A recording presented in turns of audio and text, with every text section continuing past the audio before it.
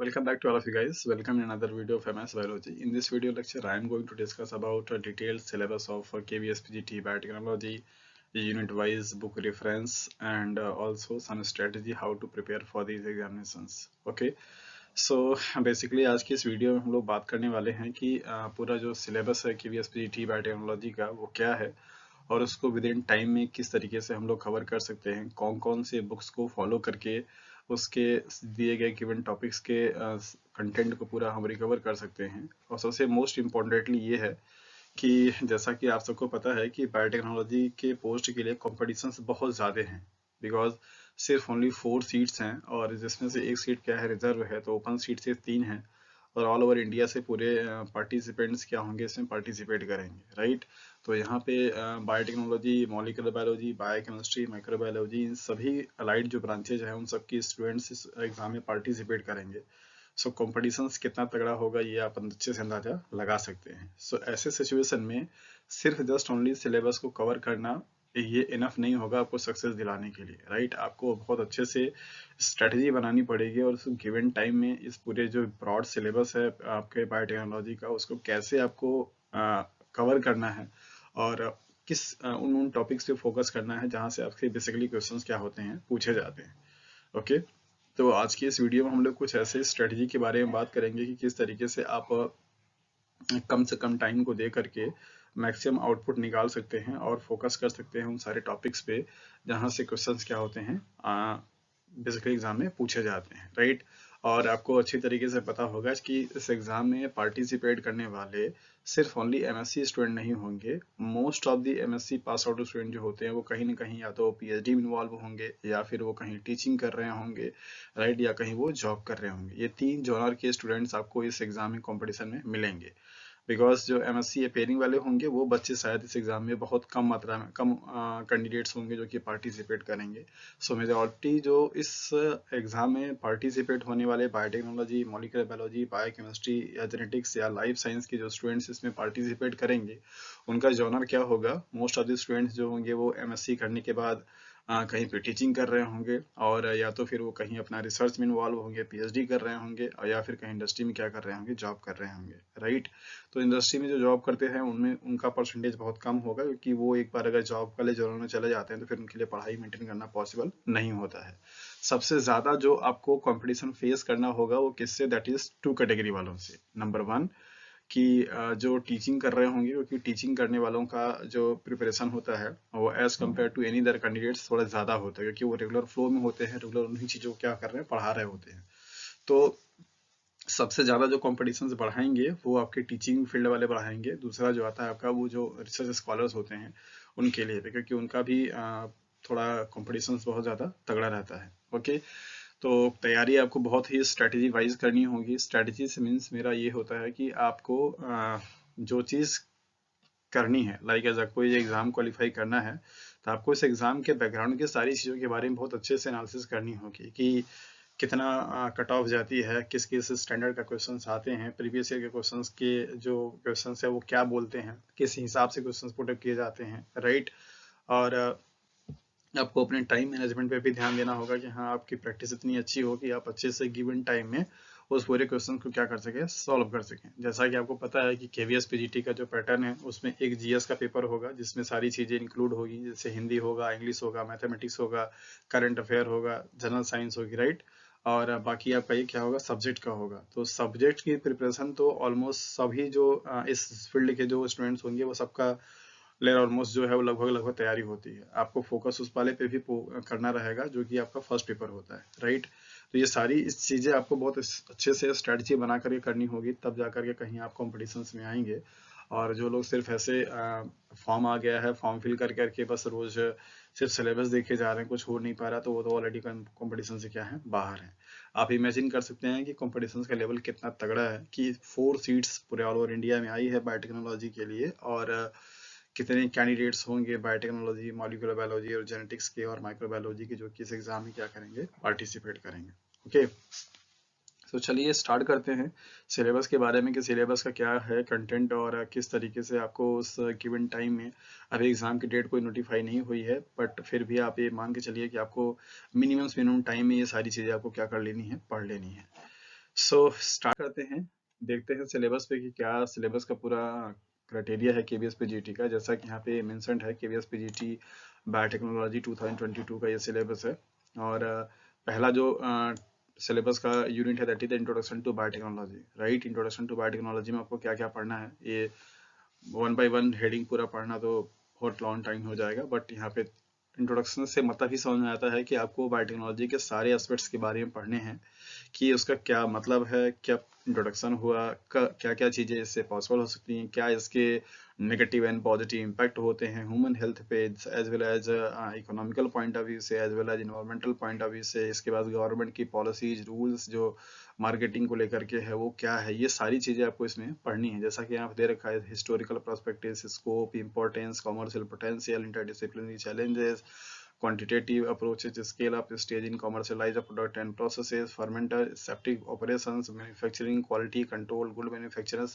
so ये सारी चीजें आपको क्या है बेसिकली पढ़ना है। दैट मीन्स व्हाट, यहाँ पे आपको बायोटेक्नोलॉजी का जो बेसिक कॉन्सेप्ट है वो आपको बहुत अच्छे से अंडरस्टैंड करना पड़ेगा कि बायोटेक्नोलॉजी जो है वो क्या है और किस तरीके से कौन कौन से फील्ड में कौन कौन से एरिया में उसका यूटिलाइजेशन है, उसके लिए गवर्नमेंट की पॉलिसीज क्या है। गवर्नमेंट अगर आपको कोई भी आप अगर बायोटेक्नोलॉजी के का प्रोसेस अगर स्टार्ट करते हैं तो उसके लिए गवर्नमेंट के कौन कौन से रूल को फॉलो करना पड़ेगा, क्या क्या आपके सेफ्टी प्रिंसिपल्स होंगे, किस तरीके से आप अपने आप को और अपने जो वर्कर्स होंगे उनके लिए क्या सेफ्टी मेजरमेंट आप देते हैं, राइट। ये सारी चीजें आपको इसमें पढ़नी होंगी, इंक्लूडिंग जो बायोटेक्नोलॉजी के द्वारा बने हुए जीएमओ प्लांट्स होते हैं या जीएमओ जो प्रोडक्ट होता है जेनेटिकली मॉडिफाइड का, उन सब के लिए क्या क्या पॉलिसीज हैं, क्या क्या रूल्स हैं, गवर्नमेंट क्या बोलता है, ये सारी चीज़ों भी आपको बहुत अच्छे से ध्यान में रखना होगा इस पूरे यूनिट में। तो इस पूरे यूनिट को पढ़ने के लिए आप बी डी सिंह बायोटिक की जो बुक आती है उससे भी पढ़ सकते हैं, यू सत्यनारायणा की जो बुक आती है उससे भी पढ़ सकते हैं।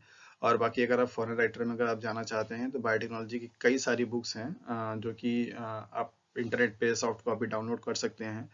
कहाँ से डाउनलोड करेंगे ये आपको हम भी बता देंगे कि आपको सॉफ्ट कॉपी जो रेफरेंस बुक की मिलेगी, जिनकी एक बुक की कीमत करीब 3 से 4 हज़ार रुपए होती है।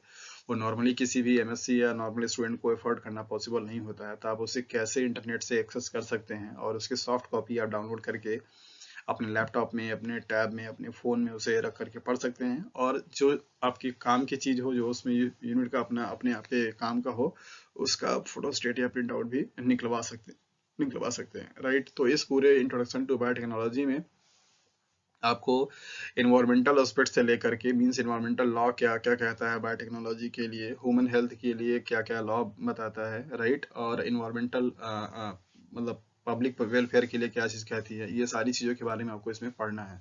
साथ में आपको बायोटेक्नोलॉजी का जो वेरियस इंटरडिसिप्लिनरी स्कोप है किसी भी फील्ड में, जैसा कि आपको पता है कि बायोटेक्नोलॉजी के स्टूडेंट किसी भी फील्ड में जाकर अपना काम कर सकते हैं। लाइक इंडस्ट्री में जा सकते हैं, फार्मास्यूटिकल में जा सकते हैं, डेयरी में जा सकते हैं, ओके, और क्वालिटी कंट्रोल वाले सेक्शन में जा सकते हैं, रिसर्च में जा सकते हैं, टीचिंग में जा सकते हैं। तो ये जितने भी एस्पेक्ट्स होते हैं, मेडिकल फील्ड में जा सकते हैं, उन सबको आपको यहाँ पे क्या करना है, इसमें पढ़ना रहेगा। तो एप्लीकेशंस और जो उसके रूल्स हैं, प्रिंसिपल्स हैं सेफ्टी मेजर्स के, इन सब के बारे में आपको इसमें क्या है, पढ़ना रहेगा, राइट। नेक्स्ट जो आपका टॉपिक दे रखा है वो क्या है, that is fundamentals of biochemical engineering. इसमें आपको concept of pH, buffer, physical variables, dimension, units, measurements, convention, physical and chemical properties, data stoichiometry, errors in data and calculation, absolute.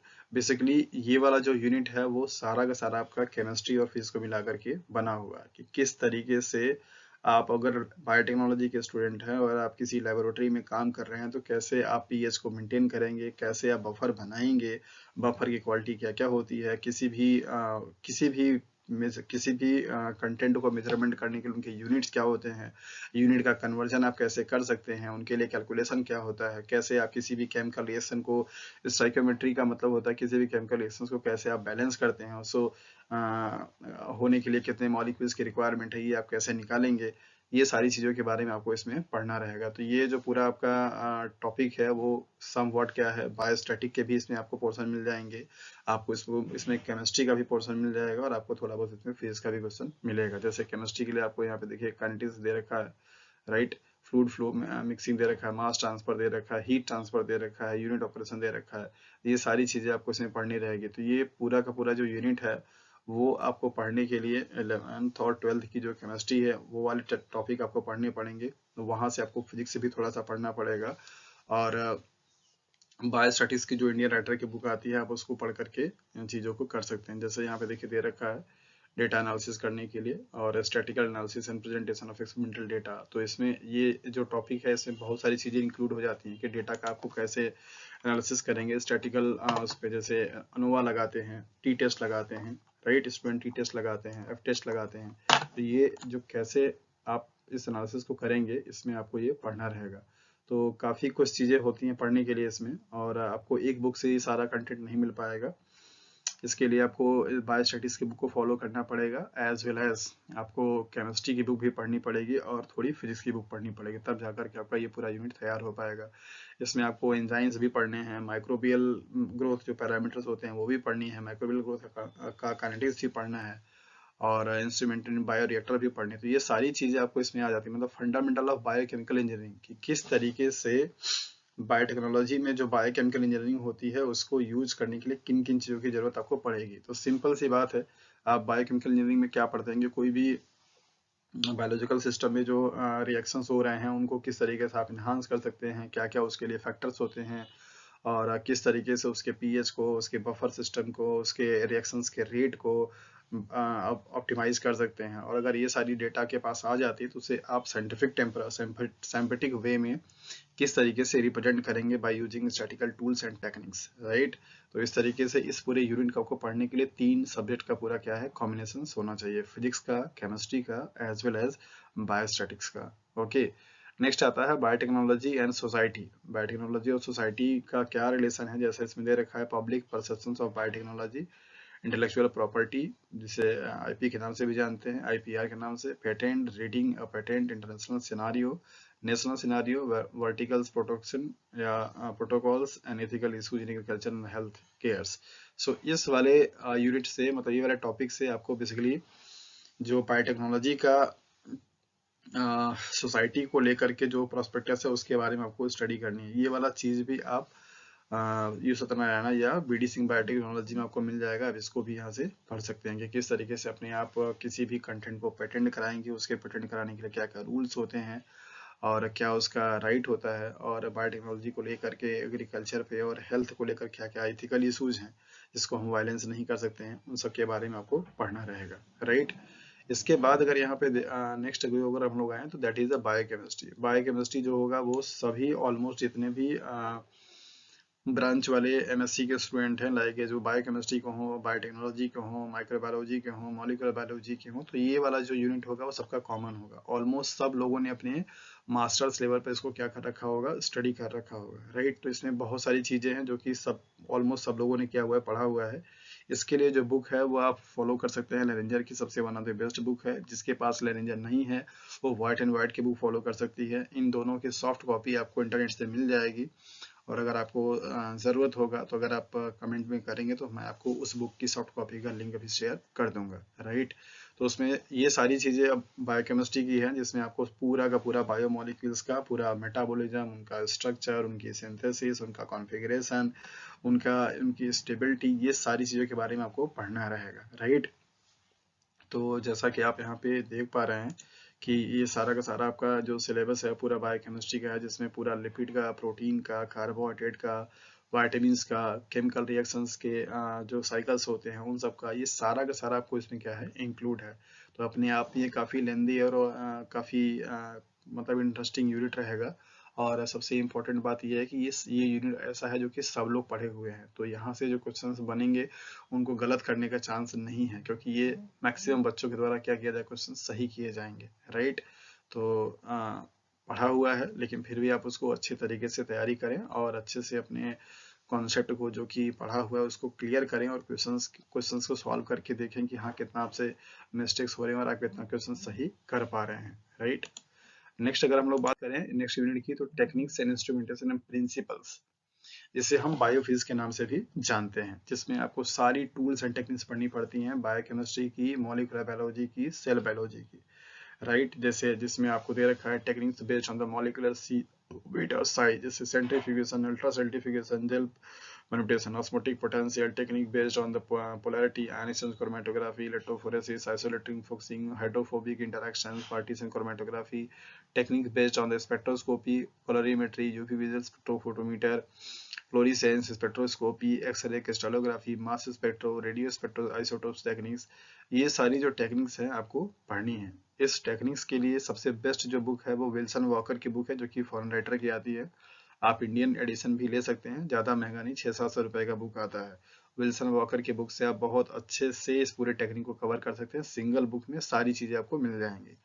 दूसरा, पाथफाइंडर की मॉलिक्यूलर बायोलॉजी एंड बायोकेमिस्ट्री के नाम से techniques की book आती है 200-250 में। उसमें आपको मैक्सिमम सारी जितनी भी बायोकेमिस्ट्री में यूज होने वाली और मॉलिक्यूलर एंड बायोटेक्नोलॉजी में यूज होने वाले जितने भी टूल्स एंड टेक्निक्स हैं, वो सारा आपको बहुत अच्छे से डिटेल में दे रखा है। ये पोर्शन भी काफ़ी इंपॉर्टेंट होगा सारे स्टूडेंट के लिए, क्योंकि मैक्सिमम जितने भी बायोटेक्नोलॉजी और बायोकेमिस्ट्री और माइक्रोबायोलॉजी के स्टूडेंट्स होते हैं वो सभी इस यूनिट को पढ़ करके मतलब उनको पढ़ाया जाता है।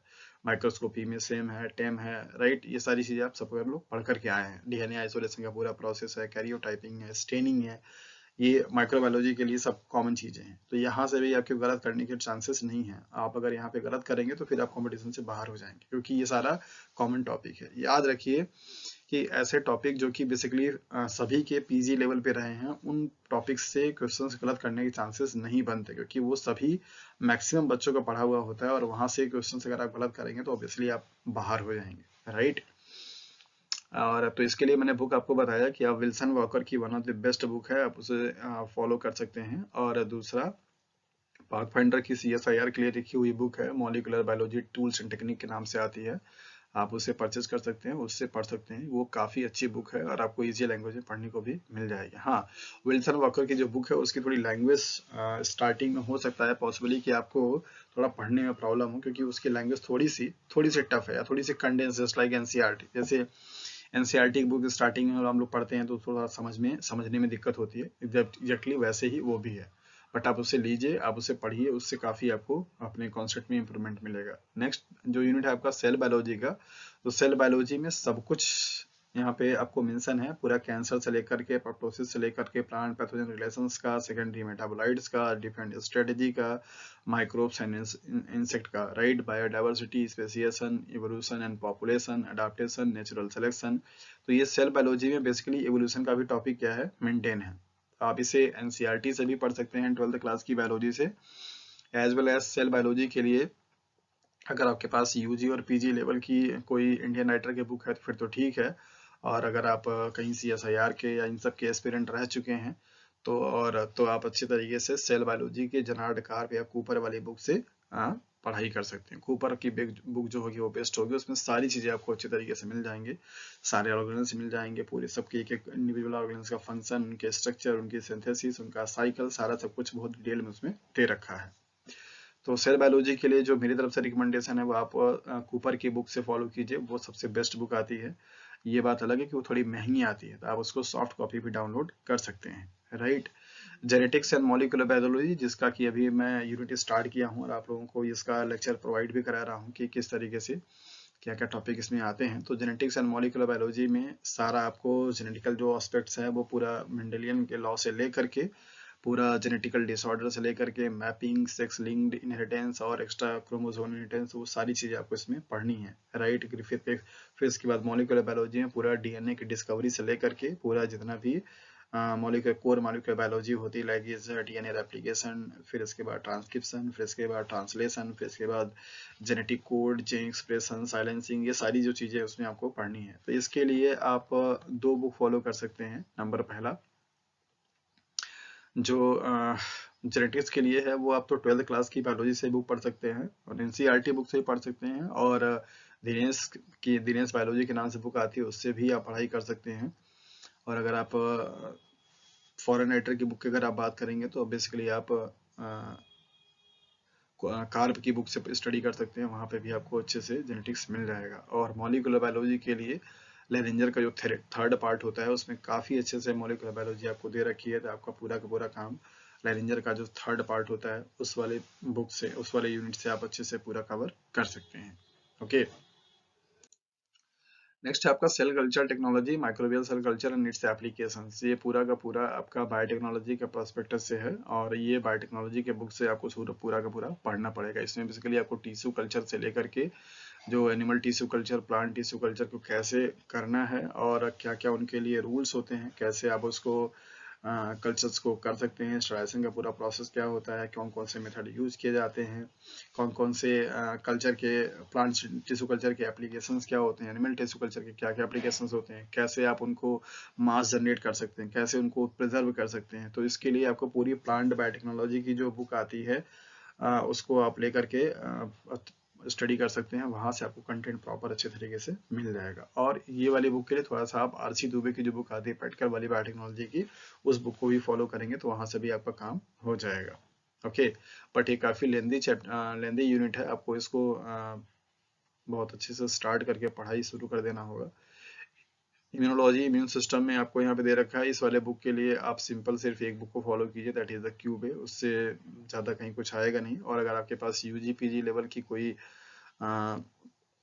पब्लिकेशन की आपके पास अगर बुक है तो आप उसको भी फॉलो कर सकते हैं, बट मेरी तरफ से रिकमेंडेशन होगा कि आप क्यूब एक बुक पढ़ें, उसमें आपको बहुत अच्छे से सब कुछ मिल जाएगा।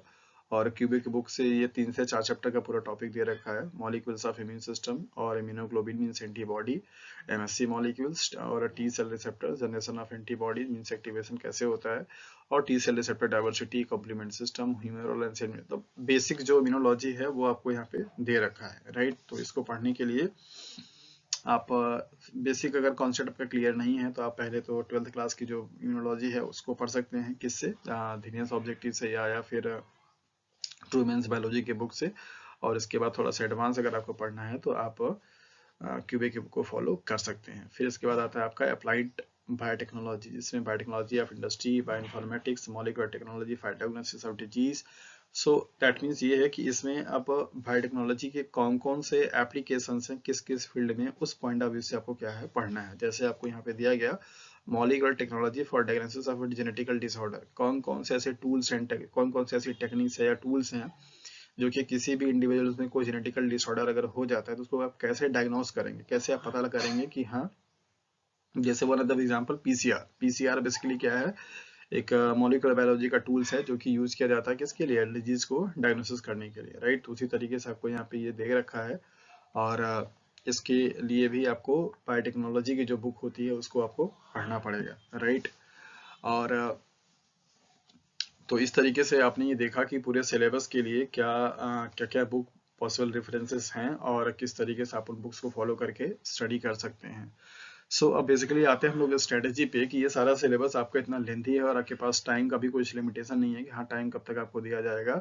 आपको बहुत ही स्ट्रेटेजी वाइज कंसाइज वे में होकर के क्या करना है, पढ़ाई करना है। पढ़ाई करने का सबसे बेहतरीन तरीका ये होता है कि आप प्रीवियस ईयर के पहले क्वेश्चंस को क्या करिए, सॉल्व कीजिए। जो भी एग्जाम आप देने जा रहे हैं तो आपको उससे आइडिया लगता है कि आपकी जो कंडीशन है वो कहाँ पे है, मतलब क्वेश्चंस जो पेपर में आ रहे हैं उनकी डिमांड क्या है, उनका स्टैंडर्ड क्या है, और आपकी जो नॉलेज है, आपकी जो इन्फॉर्मेशन अब तक की है वो आपके कहाँ स्टैंड करती है।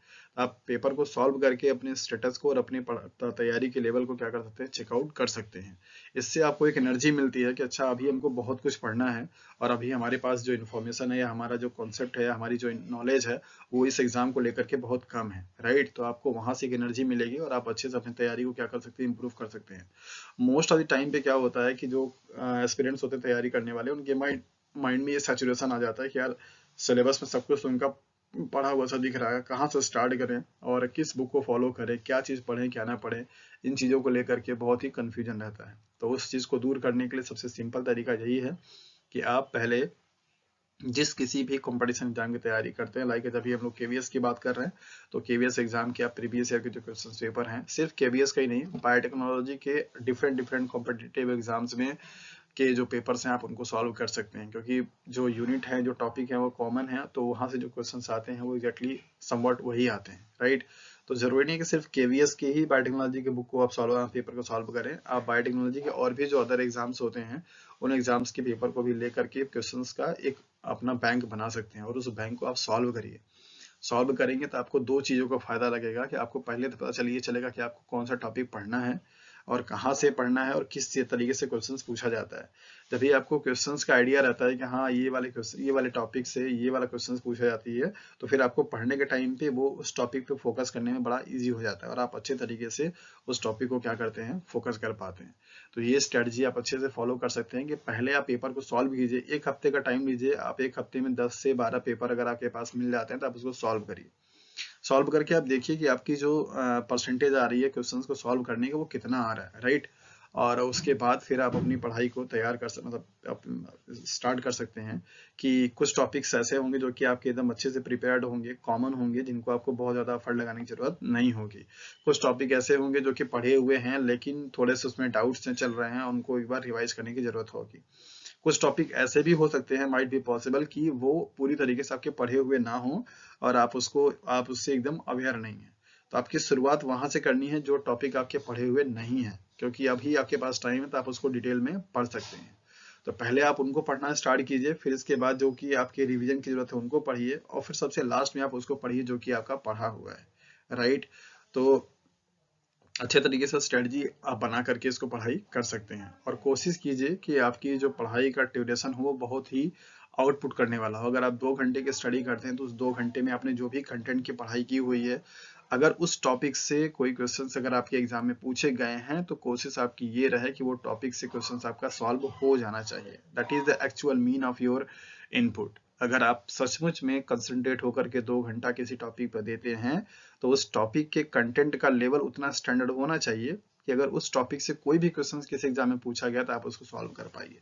आप इसको सेल्फ इवैल्यूएट करते रहते हैं, और इसको करते भी रहना चाहिए ताकि आपको पता चले कि आपकी पढ़ाई का प्रोग्रेस है वो कैसा हो रहा है। ओके, सो आज की वीडियो में बस इतना ही। आपने देखा कि सिलेबस किस तरीके से क्या है और कौन कौन से बुक को फॉलो कर सकते हैं और कैसे अपनी स्ट्रेटेजी को हम बना सकते हैं और अपने अपने लेवल को हम इम्प्रूव कर सकते हैं, और खुद कैसे सेल्फ इवैल्यूएट कर सकते हैं कि हमारा पढ़ाई का जो तैयारी का स्टैंडर्ड है वो कैसा चल रहा है। ओके, बाकी 1 बाय 1 लेक्चर्स हम लोग अपलोड करते रहेंगे आपके इस पूरे सिलेबस को ध्यान में रखते हुए। कोशिश हमारी यही रहेगी कि सारा सिलेबस आपका पूरे विद इन टाइम कवर हो जाए, और उसके बाद जब यूनिट खत्म होता है तो उस यूनिट से जितने भी क्वेश्चंस बनेंगे उन क्वेश्चंस को भी हम यहाँ पे सॉल्व कराएंगे ताकि आपकी तैयारी भी अच्छे तरीके से इम्प्रूव होती रहे। So thank you, thanks for watching this video. If you have any doubt and queries regarding this video, so you are most welcome. You can ask any doubt, any queries, how to prepare for this examination, what are the reference books will be for that. So everything else, this is the open platform, and you are most welcome. You can ask anything else regarding these examinations and your career also. Okay, thank you.